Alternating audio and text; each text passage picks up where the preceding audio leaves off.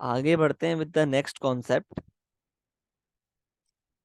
16, जो कि है सिंपली एंगल बिटवीन वेक्टर्स।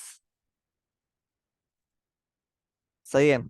अब देखो यार, अगर आपको फाइंड करना है ना एंगल बिटवीन वेक्टर्स, तो उसके लिए एक फॉर्मूला है सिंपल, याद करना है फॉर्मूला। तो अगर मेरे पास दो वेक्टर्स हैं, एक्स वाई, वाई जेड, और मुझे इनके दरमियान एंगल मालूम करना है, मतलब ऑब्वियसली वो एंगल क्या होगा, एक्स वाई जेड। तो मैं अप्लाई करूंगा formula cos theta is equal to cos theta is equal to Y X, Y X dot Y Z upon magnitude of Y X dot magnitude of Y Z. ठीक है। अब इसमें ये formula है आपके पास।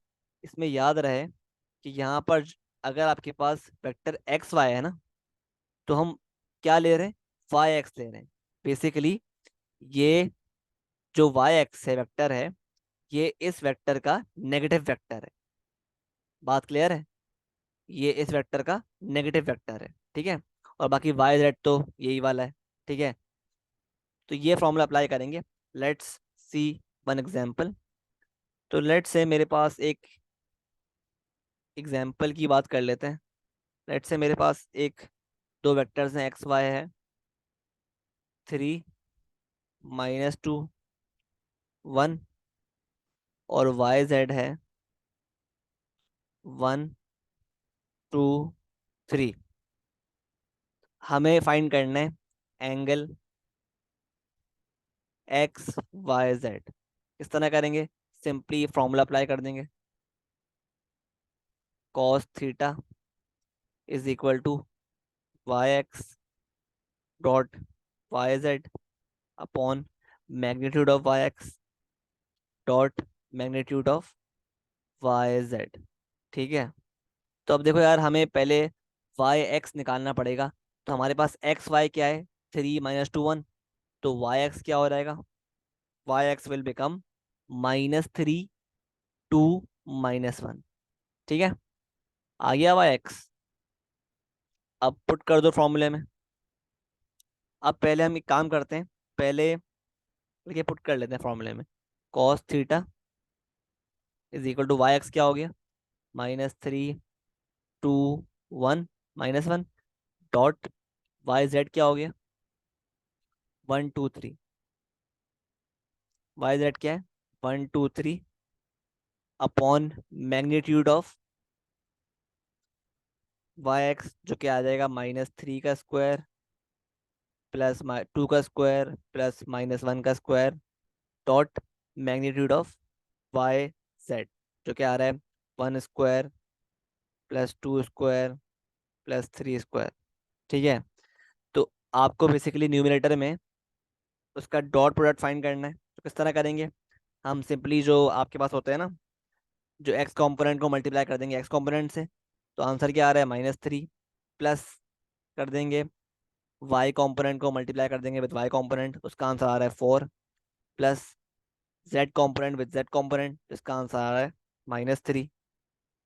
ठीक है। अपॉन नीचे आंसर आ रहे हैं, ये आ रहा है भाई आपका √14 डॉट √14। ठीक है।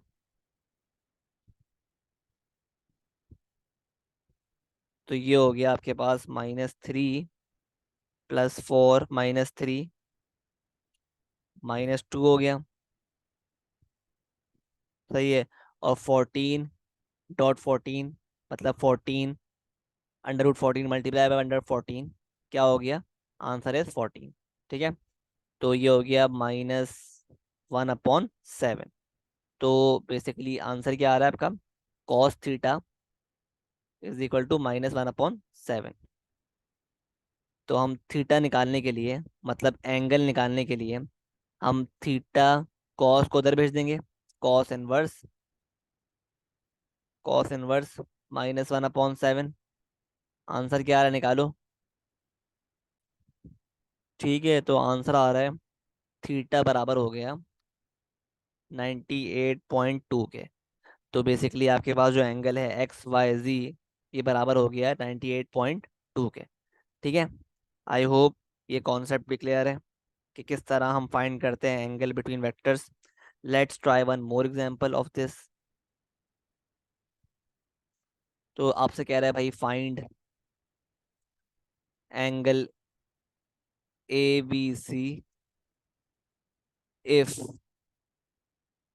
AB is 3 5 -5 2 and BC is 1 2 4। ठीक है। अगेन वही फॉर्मूला अप्लाई करेंगे, कॉस थीटा। ठीक है। इस बार ये ए बी है, तो हम क्या कर देंगे, इसको पी ए कर देंगे।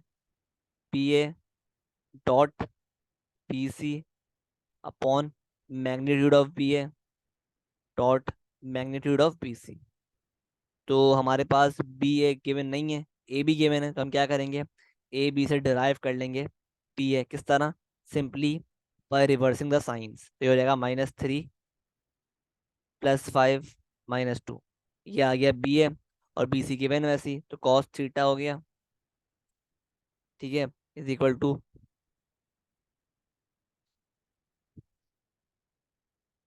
-3 5 -2 डॉट 1 2 4 अपॉन √ऑफ -3 का स्क्वायर +5 का स्क्वायर +-2 का स्क्वायर डॉट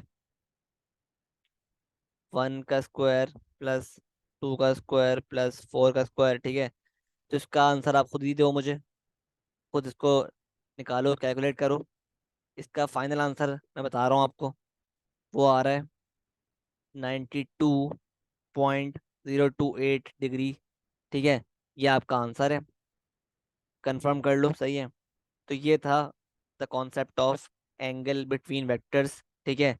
अगर आपको दो वेक्टर्स गिवन हो और उनके दरमियान का कॉमन जो पॉइंट है उसका एंगल फाइंड कर रहा हो, फाइंड पूछ रहा हो आपसे, तो आप इस तरह निकालते हो उसको। ठीक है।